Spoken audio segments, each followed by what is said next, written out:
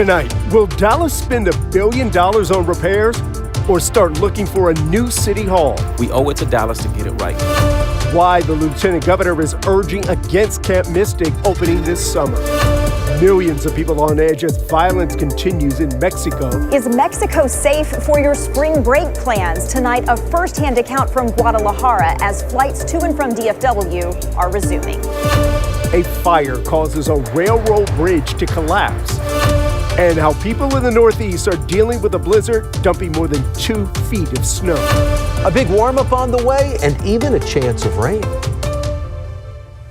Tonight, Dallas just moved one step closer to leaving City Hall behind. Yeah, committee just voted unanimously to explore moving to a new location and redeveloping the iconic site downtown. But while the fight is not over, moving day for some offices may come faster than others. Dallas City Hall reporter Cole Sullivan explains. The price tag to modernize this place made jaws drop. And I think all Dallas residents should be shocked by this number. And politicians angry. We're asked to be making $1 billion policy decision here, and I'm asking, if you're giving me one scenario here, how am I supposed to make a decision not knowing what the other scenario is? The report from building experts estimated more than $1 billion to get the nearly 50-year-old City Hall up to today's office standards. So Dallas moved one step closer to moving out. It's not about the concrete walls. It's about everything else going on in here. The report details challenges with, well, pretty much everything. The roof, HVAC, plumbing, mechanical, and even fire suppression systems. And if you can't get to the stairs, I guess remember to stop, drop, and roll. City officials say the building is safe for now, but something needs to change. Status quo is absolutely not an option. And the third party overseeing the report says no amount of looking at it will make a difference. It would be very difficult for me to think that anyone would find a different conclusion. This committee unanimously advanced a proposal to move all the staff somewhere else, starting with 911 operations ASAP. This decision is about stewardship of public resources and preservation of public trust. We owe it to Dallas to get it right. The full council will now vote before anything officially changes, then begins the hunt. If City Hall isn't here anymore, then where? In Dallas, I'm Cole Sullivan. So how does renovating City Hall compare to other iconic buildings in North Texas? AT&T Stadium cost more than $1 billion to build back in 2009. That's about $1.7 billion in today's dollars. Here's a more recent project. Globe Life Field was completed 6 years ago at a reported cost of $1.2 billion. That would be about $1.5 billion now. The American Airlines Center only cost $420 million in 2001, which works out to roughly $770 million today. Tonight, Lieutenant Governor Dan Patrick is urging a state agency not to issue Camp Mystic a license this year. 25 girls and 2 teenage counselors at the family-owned camp were killed during the devastating floods along the Guadalupe River last July. More than half the buildings at Camp Mystic sat in a 100-year floodplain. In a letter to the Department of State Health Services, the lieutenant governor says the license should not be issued until the investigation into the deaths is complete and any necessary corrective actions are taken. He says an investigative committee is scheduled to meet this spring. Now, the camp released a statement saying it is in compliance with all aspects of the state's new camp safety laws and says there is no regulatory basis to deny Camp Mystic Cypress Lake its license. They say Camp Mystic Cypress Lake is a separate property that is not adjacent to the Guadalupe River and sustained no significant damage from the historic flood. Tonight, the parents of 9 campers and counselors have filed a lawsuit against employees at the state health department. The suit alleges state officials licensed Camp Mystic despite knowing it lacked a legally required evacuation plan. Attorneys claim the officials consciously and recklessly endangered their lives, violating their constitutional right to life and safety. A day after Mexican authorities killed the country's most powerful drug lord, violence continues between national security forces and cartel gunmen. Cartel fighters continue to block roads in the state of Jalisco. More than 70 people died in the attempt to capture Nemesio Oseguera Cervantes, known as El Mencho. He was the notorious leader of the Jalisco New Generation Cartel, one of the most powerful criminal organizations in Mexico. And just hours ago, flights resumed to and from Puerto Vallarta and Guadalajara. WFAA's Teresa Woodard talked to travelers about their concerns. The flight to DFW took 2.5 hours after 24 hours of fear. It was pretty intense. A lot of military, cars burning, stores. It was on fire, everything, and a lot of chaos. Here are videos on Alex Castro's phone. This was a car burning. From Guadalajara, Mexico, where his grandmother lives, where his mom was born. Everything was very sad, very, very sad. I never seen my city like that way. A city under attack. Retaliation by a cartel after the Mexican military took out its leader. I was really scared. All air travel stopped. The State Department warned U.S. citizens to find shelter and stay there. It's not a place you want to be right now at all. Longtime travel consultant Steve Cosgrove advises against all Mexico travel right now. The chaos was not nationwide. Mexican cruises are still sailing, with some canceled stops in and around Puerto Vallarta. But Cosgrove himself would cancel all spring break vacations to any Mexican destination. I would not be letting my kids go down there if I had any to go. You can go next year. Texas and Mexico share more than 1,200 miles of border. Farmers are being told not to cross unless absolutely necessary. And Governor Abbott is surging DPS troopers, trying to keep violence from spilling over. Tense, just tense right now, and people scared. Alex and his mom spent one extra night in Guadalajara locked down with family, then caught the first flight they could, relieved to be home in Texas. At DFW Airport, I'm Teresa Woodard. Tonight, a Fort Worth police officer is looking back on the moment he was ambushed and left for dead. March 15th marks 10 years since Officer Matt Pierce was shot 6 times in the line of duty. When 2 suspects took off from a traffic stop, he chased after them, and one man opened fire at point-blank range. Officer Pierce credits his faith for allowing him to survive. He wasn't done with me. He wasn't done with me. And I don't know what, I don't truly know what the bigger purpose is for me still being here. He went through several months of rehab and came back to the force the following year. In just the last hour, the city of Plano withdrew plans to hold an election that could have led to the city leaving DART. The city council voted unanimously to approve the new interlocal agreement with DART, which means voters will not decide whether to stay in May. The transit agency says it will send a portion of sales tax revenue back to member cities, and each city will get a seat on the board. Irving, Addison, and Farmers Branch will discuss canceling their elections to leave DART this week. Dozens of concerned residents are demanding answers tonight after the city of Pantego shut down a longtime dance studio. The owner told us she was blindsided, and now the community is rallying to her side. As Adriana D'Alba reports, they're demanding more insight on this decision. Places I've wanted to do it, but we have raised. A standing room only crowd in Pantego. This creates major uncertainty. Frustration spreading to an overflow crowd outside. Families dressed in purple, fighting for their dance studio. Our community deserves transparency, fairness, and consistency. They're talking about UPAC, the United Performing Arts Company, a studio that has been part of this community just south of Arlington for more than 2 decades. Now, it's shut down. The city revoked its certificate of occupancy days after a shooting outside the business on February 13th. I called 911 after hearing at least 10 gunshots. Neighbors say the shooting happened after a private event at the studio, bullets hitting a nearby garage. Due process is a right. Police have not said whether anyone was hurt. Few details have been released. Owner Angie Meister is now challenging the city's decision. Her attorney William King sent a letter demanding the city reverse what he calls a wrongful decision. He cites a lack of evidence and a lack of due process. What concerns me the most is the precedence this is setting. Owner Angie Meister made an emotional plea. Help them be safe, help us keep healing them through the arts, and help our staff get back to work. The mayor offered little in response, just thanking those who showed up. That's about all I can say on that, so thank you again for coming out. Tonight there was no reversal, just a community in purple and a dance studio still dark. In Pantego, I'm Adriana D'Alba. Looking ahead to tomorrow morning in the opening statements in a federal trial, 9 people are accused of attacking an ICE facility in Alvarado. The judge swore in a panel of jurors and alternates today after asking if they could weigh the evidence fairly despite any personal views on the Trump administration, immigration enforcement, or anti-fascist activists. The case centers on an incident last 4th of July at the Prairie Land Detention Center about a half hour south of Fort Worth.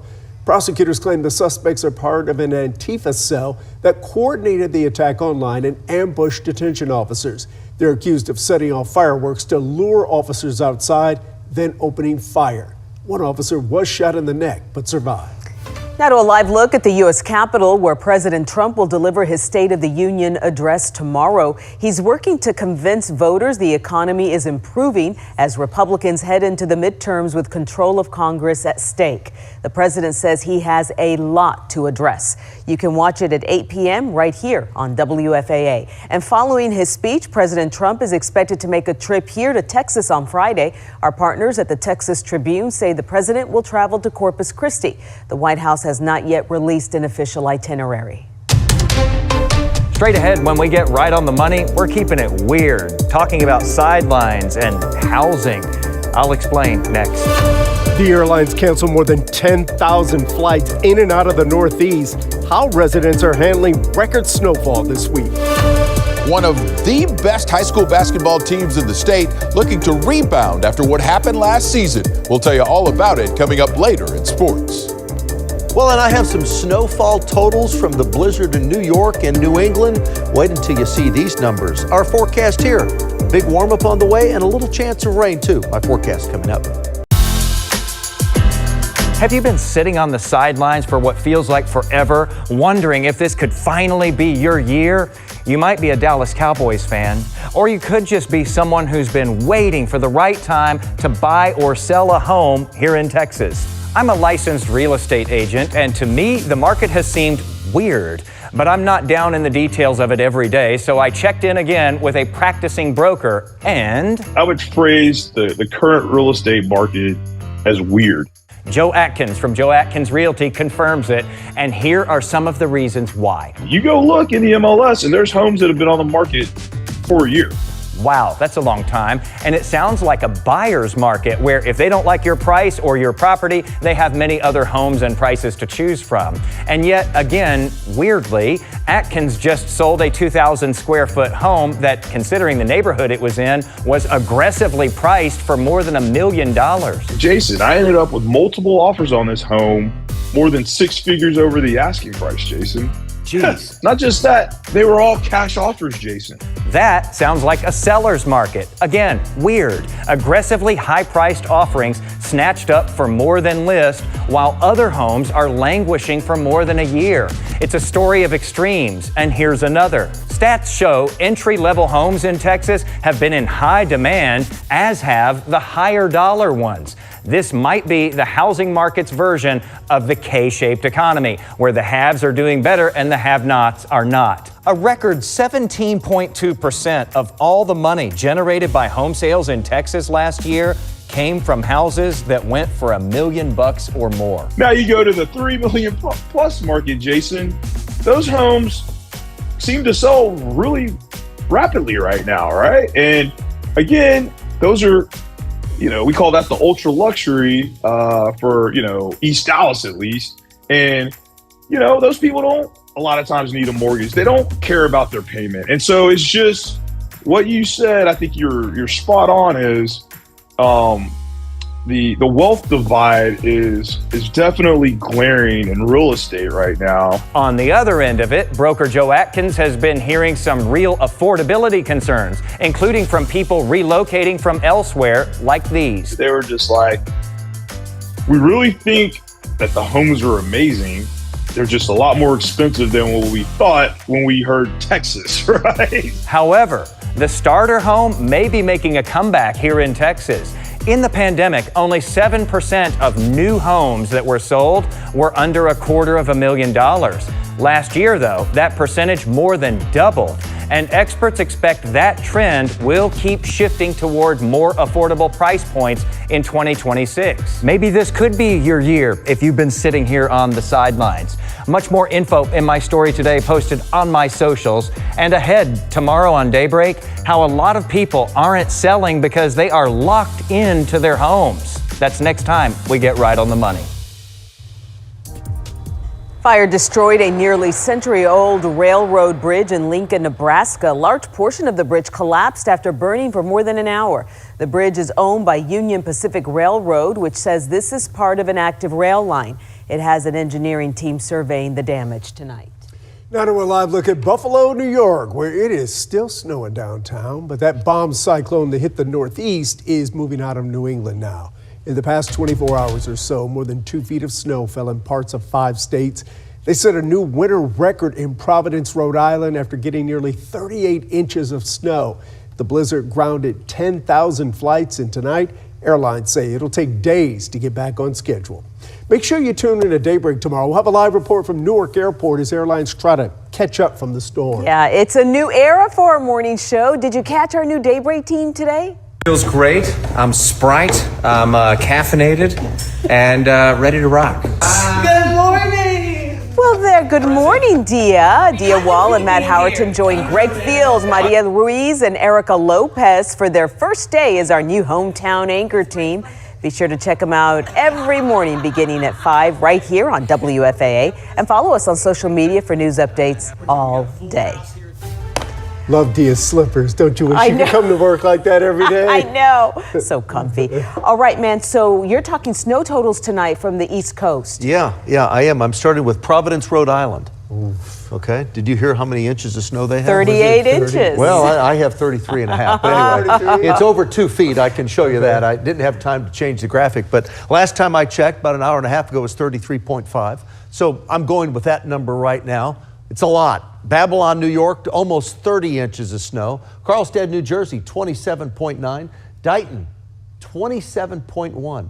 North Stonington, Connecticut, 26.5.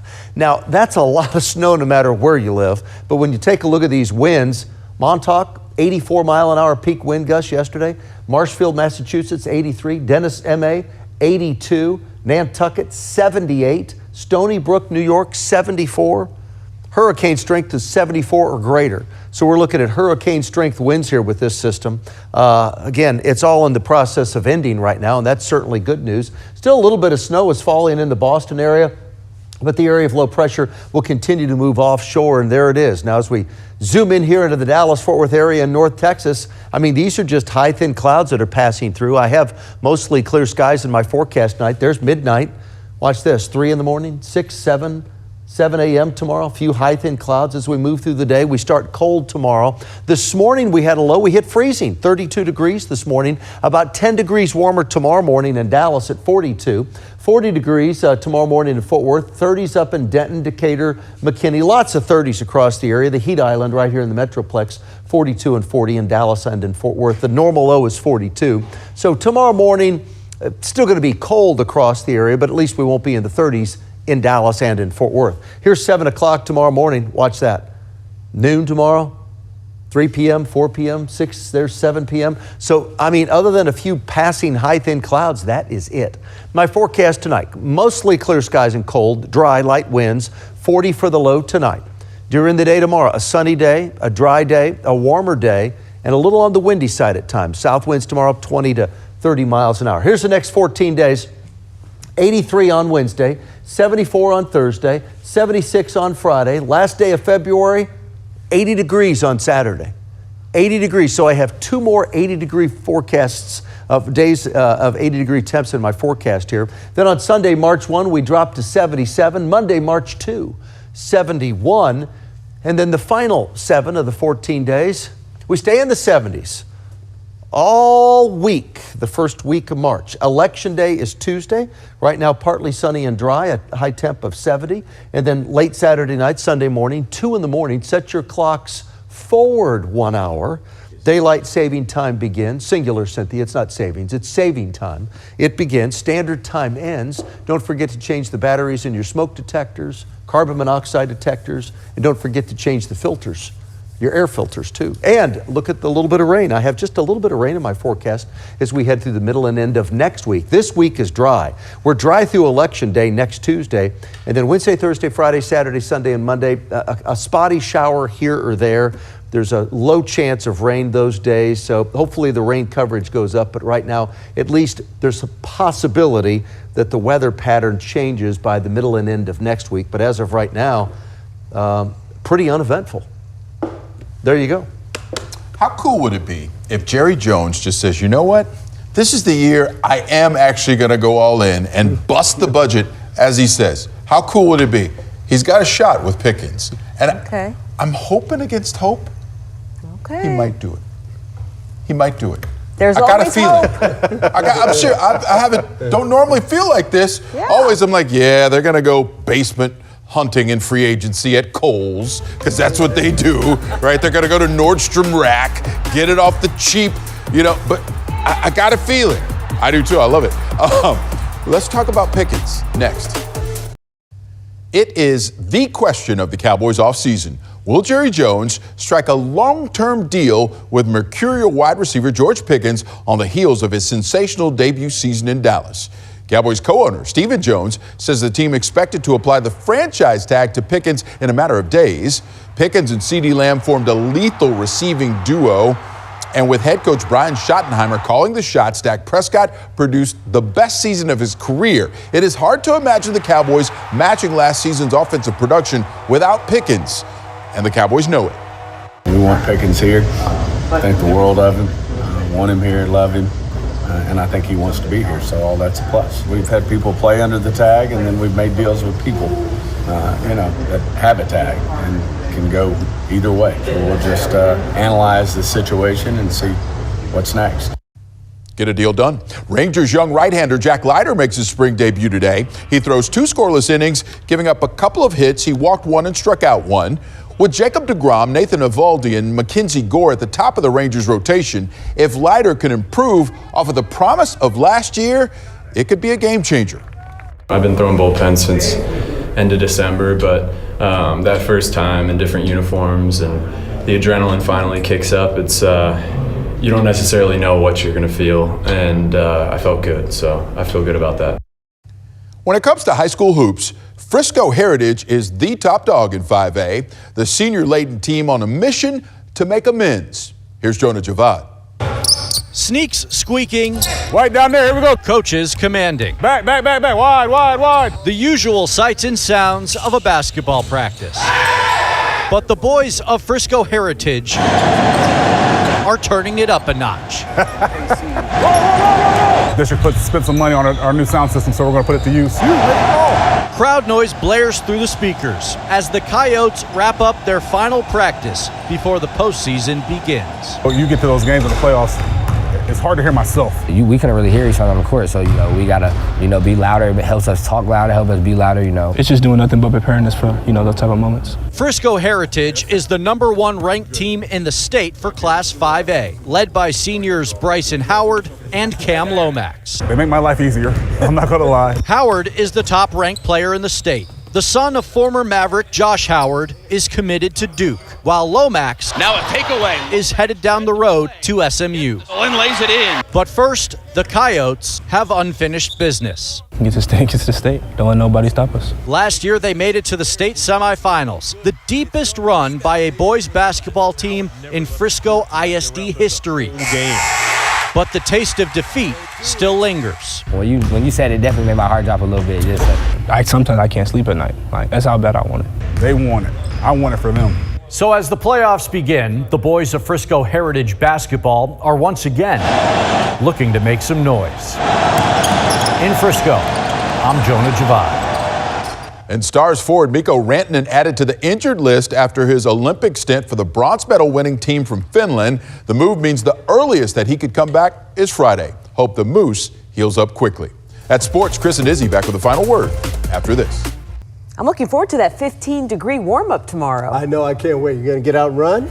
Nah, I'm gonna hit the gym though. Okay. I'm all about lifting.